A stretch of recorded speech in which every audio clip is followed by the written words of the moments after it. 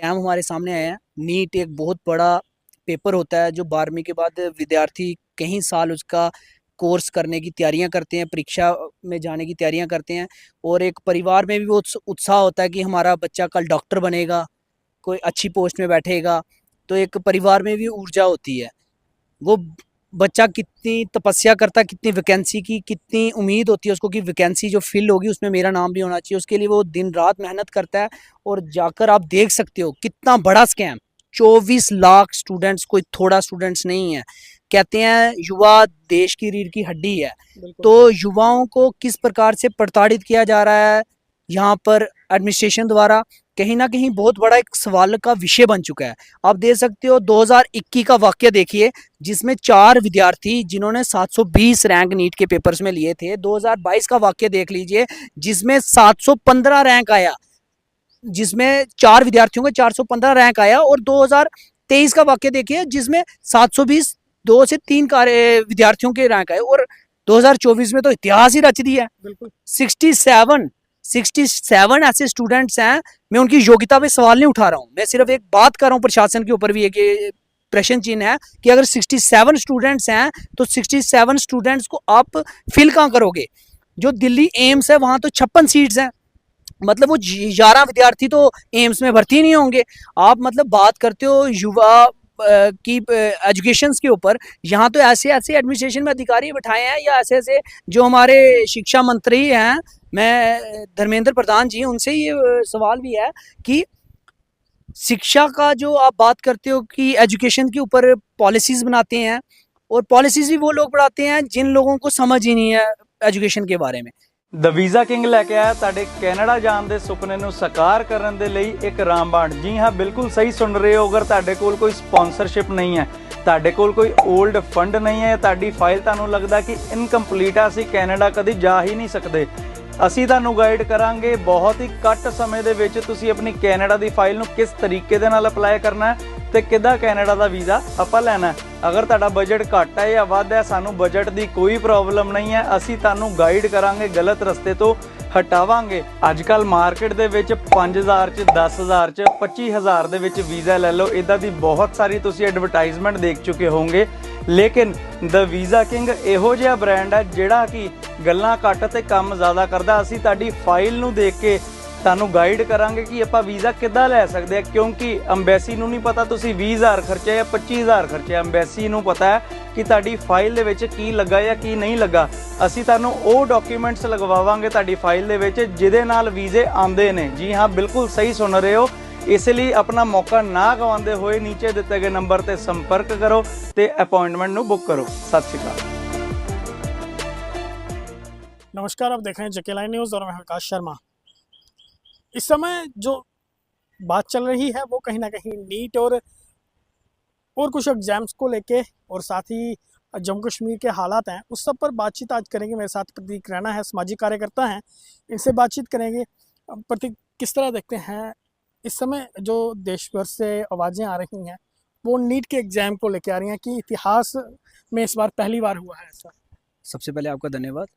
जिस प्रकार से आप देख सकते हो इस वक्त देश भर में किस प्रकार के हालात बने हुए हैं। एक तो टेररिस्ट अटैक कर कर देश का माहौल ख़राब करने की कोशिश की थी। जम्मू कश्मीर में, जम्मू किस कस्बे की मैं बात करूंगा, जिस प्रकार से जम्मू कस्बे का माहौल ख़राब करने की कोशिश की थी। अभी उस चीज़ को थोड़ा वक्त ही नहीं हुआ था कि एक बहुत बड़ा उभर कर स्कैम हमारे सामने आया है। नीट एक बहुत बड़ा पेपर होता है जो 12वीं के बाद विद्यार्थी कई साल उसका कोर्स करने की तैयारियां करते हैं, परीक्षा में जाने की तैयारियां करते हैं। और एक परिवार में भी वो उत्साह होता है कि हमारा बच्चा कल डॉक्टर बनेगा, कोई अच्छी पोस्ट में बैठेगा। तो एक परिवार में भी ऊर्जा होती है। वो बच्चा कितनी तपस्या करता है, कितनी वैकेंसी की कितनी उम्मीद होती है उसको कि वैकेंसी जो फिल होगी उसमें मेरा नाम भी होना चाहिए। उसके लिए वो दिन रात मेहनत करता है। और जाकर आप देख सकते हो कितना बड़ा स्कैम। 24 लाख स्टूडेंट्स कोई थोड़ा स्टूडेंट्स नहीं है। कहते हैं युवा देश की रीढ़ की हड्डी है। तो युवाओं को किस प्रकार से प्रताड़ित किया जा रहा है यहाँ पर एडमिनिस्ट्रेशन द्वारा, कहीं ना कहीं बहुत बड़ा एक सवाल का विषय बन चुका है। आप देख सकते हो 2021 का वाक्य देखिए, जिसमें 4 विद्यार्थी जिन्होंने 720 रैंक नीट के पेपर्स में लिए थे। 2022 का वाक्य देख लीजिए, जिसमें 715 रैंक आया, जिसमें 4 विद्यार्थियों का 415 रैंक आया, और 2023 का वाक्य देखिए जिसमें 720 2 से 3 विद्यार्थियों के रैंक आए, और 2024 में तो इतिहास ही रच दिया है। बिल्कुल 67 ऐसे स्टूडेंट्स हैं। मैं उनकी योग्यता पे सवाल नहीं उठा रहा हूँ, मैं सिर्फ एक बात कर रहा हूँ, प्रशासन के ऊपर भी एक प्रश्न चिन्ह है कि अगर 67 स्टूडेंट्स हैं तो 67 स्टूडेंट्स को आप फिल कहाँ करोगे? जो दिल्ली एम्स है वहां तो 56 सीट्स हैं, मतलब वो 11 विद्यार्थी तो एम्स में भर्ती नहीं होंगे। आप मतलब बात करते हो युवा की एजुकेशन के ऊपर, यहाँ तो ऐसे ऐसे एडमिनिस्ट्रेशन में अधिकारी बैठाए हैं, या ऐसे ऐसे जो हमारे शिक्षा मंत्री हैं, मैं धर्मेंद्र प्रधान जी, उनसे ये सवाल भी है कि शिक्षा का जो आप बात करते हो कि एजुकेशन के ऊपर पॉलिसीज बनाते हैं, और पॉलिसीज भी वो लोग बनाते हैं जिन लोगों को समझ ही नहीं है एजुकेशन के बारे में। आप देख सकते हो कि 5 मई को एग्ज़ाम्स हुए इनके नीट के, और जो टेस्टिंग एजेंसी है तो वो अपने आप में एक बहुत बड़ी बात कहती है कि क्या कहते हैं, हमारे लिए एक बहुत बड़ी उपलब्धि है कि हमने 1 महीने के अंदर, चुनाव के दिन ही, जिस दिन चुनाव का रिजल्ट आ रहा उसी दिन इन्होंने रिजल्ट लाया, जबकि टाइम था 14 जून का। 14 जून को रिजल्ट लाना था और इन्होंने 10 दिन पहले ही नियुक्त कर दिया, और उपलब्धि हासिल करने की 1 महीने के अंदर हमने पेपर दिया, 4 मई को हमने पेपर करवाए और 4 जून को हम रिजल्ट ला रहे हैं। बहुत ही बड़ी नाकाबिले बर्दाश्त है ये चीज़।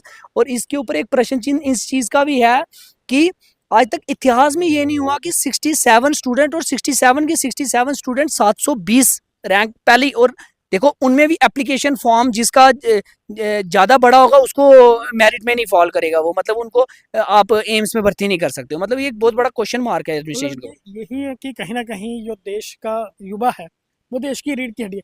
मतलब देश की रीढ़ की हड्डी के साथ ही अब कहीं ना कहीं ये इस तरह का व्यवहार हो रहा है, तो आगे चल के देश जिनके कंधों पर स्थिर होना है वो कंधे ही आज उन्हें, उन कंधों को जो है मजबूत बनाने की बजाय उन्हें कमजोर बनाया जा रहा है। बिल्कुल। एजुकेशन पॉलिसीज़ की हम बात करते हैं, एजुकेशन सेक्टर की हम बात करते हैं, एजुकेशन वैकेंसीज़ जहाँ फिल होनी है वहाँ पे अगर पढ़ा लिखा नौजवान होगा, 720 के 720 जो रैंक्स उपलब्ध किए हुए हैं 67 स्टूडेंट्स ने। आज आप देख सकते हो कि पिछला रिकॉर्ड देखें, 650 रैंक में जो स्टूडेंट आता था, जिसका 650 रैंक था, वो 5,500 6,000 रैंक में फॉल करता था। आज उसकी संख्या 30,000 में पहुंच गई है, 40,000 में पहुंच गई है। ये घटनी चाहिए थी, ये बढ़ रही है। और पहली बात तो जो नेशनल टेस्ट एजेंसी है एनटीए, सबसे पहले इनके ऊपर ये क्वेश्चन मार्क ये बनता है कि इन्होंने इसके ऊपर अभी तक प्रेस कॉन्फ्रेंस क्यों नहीं की है।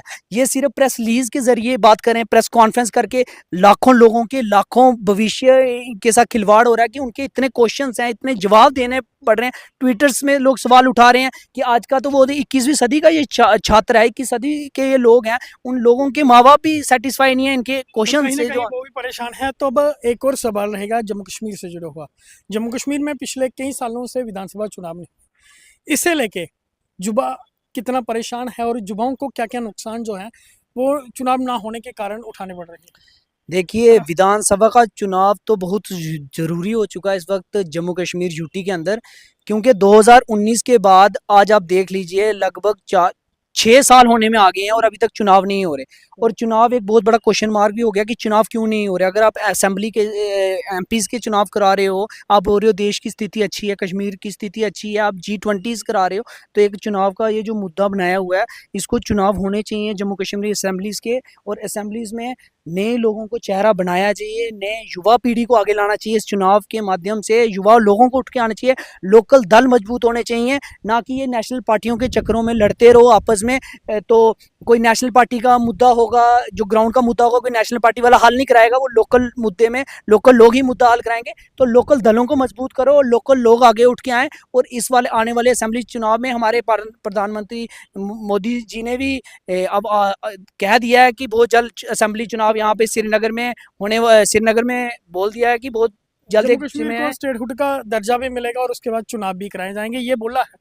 तो क्या लगता है वाकई होंगे या फिर ये पहले की तरह, जिस तरह कहा था पहले भी तो काफ़ी बार कहा है, तो वो कहीं ना कहीं अब स्थिति ऐसी बन चुकी है कि अगर चुनाव नहीं होंगे तो यहाँ पर ज़्यादा देर यूटी रहकर सिस्टम जो सेंटर से सुप्रीम कोर्ट का भी यही फैसला है कि सितंबर तक चुनाव करवाए। बिल्कुल, सुप्रीम कोर्ट की अध्यक्षता में चुनाव का आयोग का जो निर्णय निकाला कि चुनाव होने चाहिए और चुनाव जल्द से जल्द हों, जम्मू कश्मीर में बहुत ज़रूरत है चुनाव की। और लास्ट में अंत में ये भी कहूँगा कि सुप्रीम कोर्ट की अध्यक्षता में सीबीआई इंक्वायरी होनी चाहिए और सीबीआई इंक्वायरी में इन बच्चों के जो पेपर्स हैं स्कैम किया गया है, नीट्स के रिकंडक्ट एग्जाम्स होने चाहिए।